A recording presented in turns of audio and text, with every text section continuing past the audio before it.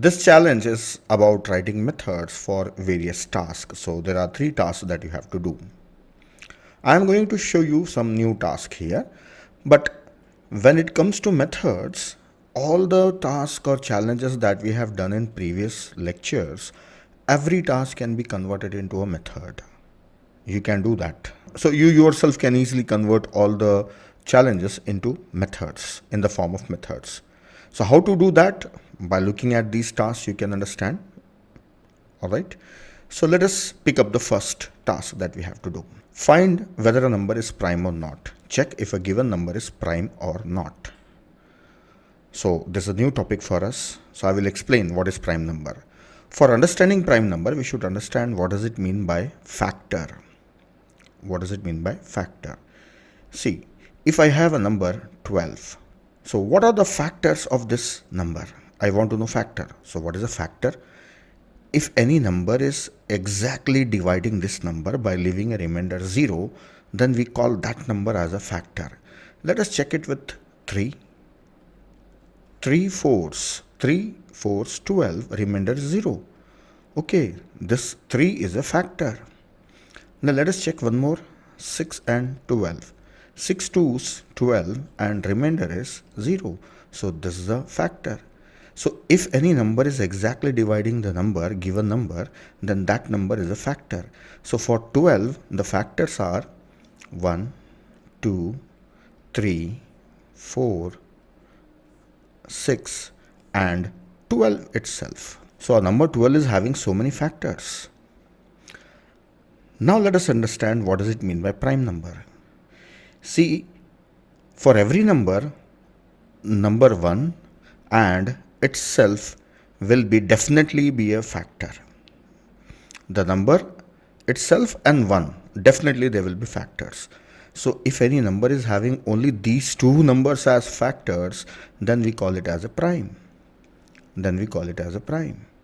If it is having more than 2 factors, like other numbers are also factor in between, then this is not a prime. So actually 12 is a non-prime number. It is not a prime. Alright. So if any number is having only 2 factors, that is 1 and itself, then we call it as a prime. So I have defined what is a prime number. So let us learn how to find out a number is prime or not. I will show you the procedure. But before showing the procedure, I would like to show you one more thing here. See, before 12, what was the last factor? 6. So 6 is half of 12. So beyond the half of a number, there will not be any number which is a factor. There will not be any factor. Okay, after the half of a number. Just remember this. Okay, let us see the procedure, how to check whether a number is prime or not. You have to observe the procedure carefully and you yourself have to write down a method or a program. Alright, so let us see the method. I will remove this. See, if a number is given, that is 91, is it a prime number? It is looking like prime number, but let us check it. So we will try to find out the factors. From which number? 1 is definitely is a factor. Then you should check from 2. 2, does it divide? 2 will not divide this number, so 2 is not a factor. Then check 3. 3 is 9, then 1. No, 3 is not a factor. Then 4. 4 2 is 8, then 11 is remaining. No, 4 is also not a factor. Then 5, is it a factor? Up to what number I should check it? 91? No, if I stop at half number, that is 45 also, it's okay. Right, at 45 also, it is okay. So let us continue and see, is it a prime or not? If it is divisible by any number before 91, then it is not a prime number. Let us check for 5. 5 ones 5, then 41. No, 41 is not divisible by 5, so it's not a factor. 6 6 1 6 31 30. No, 31 is not divisible by 6, exactly divisible by 6. Then 7 7 ones 7, then 2 is remaining, so 21 is, so 7 threes, yes, 13 into 7, so it will divide it for 13 times. So 7 is a factor. The moment you got a factor, then this is not a prime number. This is non-prime. Okay, non-prime number. That's how we check whether a number is prime or not. Go on checking it from number 2 onwards. If you find any number is a factor, then the number is not a prime. And if you have finished checking up to half of the number, then you can say that it is a prime number. Let us see. I will take one number as a prime number, then I will show you. Number is 19. Is it a prime number? Let us check. I is 2. 2 doesn't divide it. 3 doesn't divide it. 4, it is not divisible by 4. 5, it is not divisible by 5. 6, it's not divisible by 6. Then 7, no, it is not divisible by 7 also. Then 8, it is not divisible by 8. Then 9, it's not divisible by 9. That's it. I can stop here because half of 19 is 9. So actually 19 divided by 2 is 9.5. So leave this 0.5 and take 9. Up to 9. If I take 10, 11, 12, none of the number will be a factor. So till now I saw that there is no factor. So this means the number is a prime number. Now let us come to the point. You have to write down a method. You can make a method as a static method if you are calling it from main method. Then the method should return a boolean result, that is true or false, and the method name should be is prime. It will return true or false by checking whether a number is prime or not. Take a number. Then inside this you have to write down the logic. So I will give you the idea. How you can take the number 2 up to half of a number. Yes, this is done using for loop. And every time check that if the number is exactly divisible. If it is divisible, then and there return false. If you have finished the loop, then return true. That's it. So I have given you sufficient idea for writing a method. Write down this method in the same class. Let the method be static and call it from main method. Write a program, pause the video and write the program. Okay, I am waiting for you. If you want solution, you can continue watching. I will be writing the program. Then we will see the next task. So pause the video and write down this method.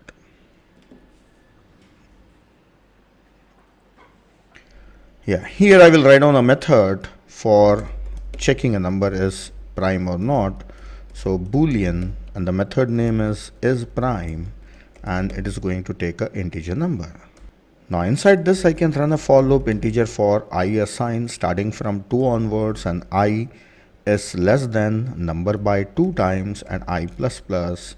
Then every time check if that number is exactly divisible by I. So how to check whether it is exactly divisible or not? If the remainder is 0, then it is exactly divisible. If so, then directly return false. And if you have finished the for loop, it means you have checked all the numbers, then you can return true. That's it. This is the code for checking a number is prime or not. Now directly I will call the method by passing a value here. I have to just check it from the main method how it is working. Is a prime. Okay, I will pass 19. Let us check whether it will return true or false. Yes, true. 19 is a prime number. True. Then instead of 19, 91. Is it a prime number? Let us check. False. It is not a prime number. That's it. This is how you can check. And also one thing you can do, you can check it here. Is prime. Okay. Pass 91. If yes, then print number 91. Okay, or 91 is prime. Else don't print anything, or you can print not a prime, whatever it is. I have printed just true or false. Or you can take a number as input from the keyboard and pass it as parameter. So all those things you can do by yourself. So that's it. Let us go to the next task. Let us look at the next task, that is find GCD of two numbers. GCD is greatest common divisor. It is also called as highest common factor of two numbers. What does it mean? If I have a number that is 25 and the next number is 15, then what is the factor for this number? What are the factors? Just now we have learned about factors in the previous video. So the factors are 1, 5 and 25. What are the factors of this? 1, 3, 5 and 15. So which is the greatest common divisor of this one? 5 is the greatest common divisor. Let us take two more numbers. One is 35, other one is 56. What are the factors of 35? 1, then 5, then 7, and 35 itself. For this, 1 is a factor, 2 is also a factor, 3 is not a factor for this, 4, yes, 4 is a factor, then 5 is not a factor, 6 it's not a factor for this, then 7 is a factor, then 8 is a factor, and so on. Now if you see this is much bigger than 35. So if you see the last number that is coming here is 7. So this is the greatest common divisor, the divisor for both the numbers. This is common for both, right? Beyond 7 there is no divisor here in 35. So I stopped here. So common divisors are 1, 7, and that's all. Then in that the greatest one is 7. So this is GCD. How to find this GCD? I will show you the procedure, then you have to write on a program. Let us take two numbers. Number M is 25 and N is 15. Alright. See the steps carefully because you have to write on the program now, you have to write on the procedure. So first, are these two equal? No, they are not equal. Then is this greater?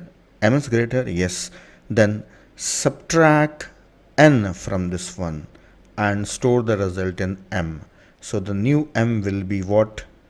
10. So M is 10 now and N is still 15. Continue. This is 10 and this is 15. Are they equal? No. Who is greater? N is greater. So subtract from there. So M is still 10, but from N subtract 15 minus 10. Answer is what? 5. N is 5. Now next, again check. Are they equal? 10 or 5? They are not equal. Who is greater? M is greater. So subtract N from M.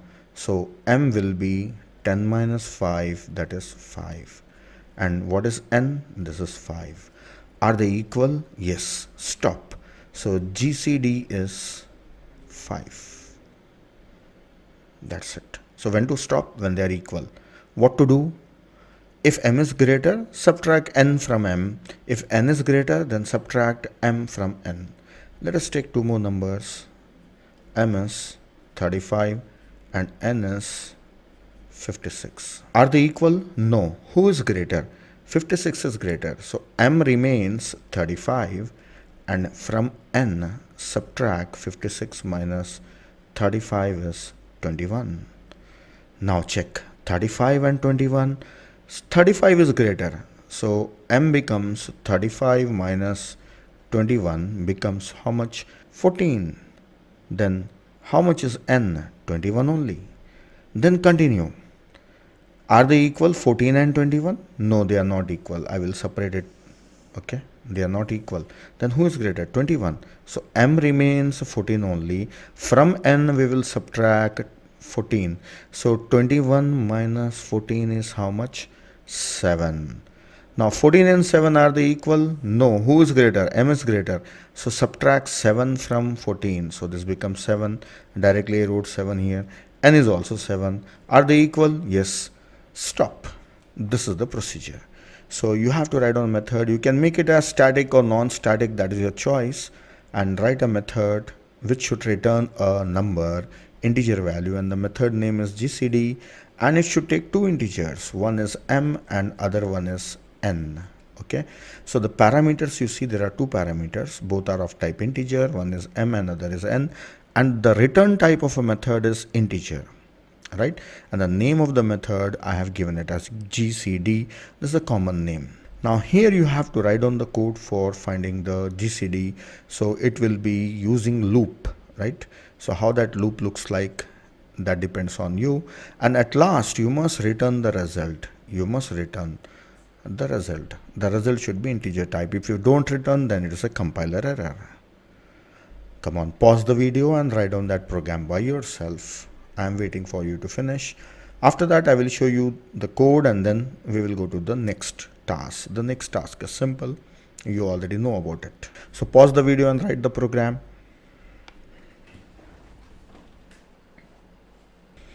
Now let us write down the code here. For finding GCD, I will make it as static and the return type should be integer. So you have to decide these things. GCD and the parameters are integer m and integer n. And these parameters will be passed by value only because these are primitives. So inside this we have to write a loop, right? While m is not equal to n. Then what we have to do every time, if m is greater than n, then subtract m assign m minus n. Else, definitely n is greater, so n assign n minus m in the same line I am writing. And once you come out of the loop, return both are equal. You will come out when m and n are equal. So when both are equal, you can return any value, either m or n. So I will return m. That's it. Such a simple method. Now from main method I will call this, so system.out.println, right? So I will call GCD and 25,15. Let us see what is the output. Oh, I have mistyped it here. This is GCD, GDC I typed. Now method is static, so I can directly call it. Let us run. Answer is 5. Let us pass other parameters that were 35 and 56. Let us check. Yes, 7 is the answer. That's it. So we have seen the methods for prime as well as checking GCD. Now if you have removed this static, then you cannot call this method. So you have to create the object of this class. The class name is SC method 1, that is student challenge method 1. Okay, so this is how I have given the name. And m assign, okay, I will take it as x assign new SC method 1. Then I should call it using reference x.gcd. That's it. Now it works. So if you're not making static, then you have to create the object of the class in which it is written, then you have to call the method. So as we are just learning about methods, we are not focusing on classes, we have not yet studied. So let us make the method as static. Let us go to the next task. Next task is simple, just I will explain a little bit of it and you have to write on a method for it. Now our next task is find the maximum element in an array. I will draw an example array here. Here I have taken one array of size 5. There are just 5 elements. You can have a longer size array also. Now what you have to do is write a method which will find out the maximum element from this array. So the question is here is how to write that method. What should be the header or the signature of that method? So the method name must be max. Yes, max. Then what it should take? Array of type integer.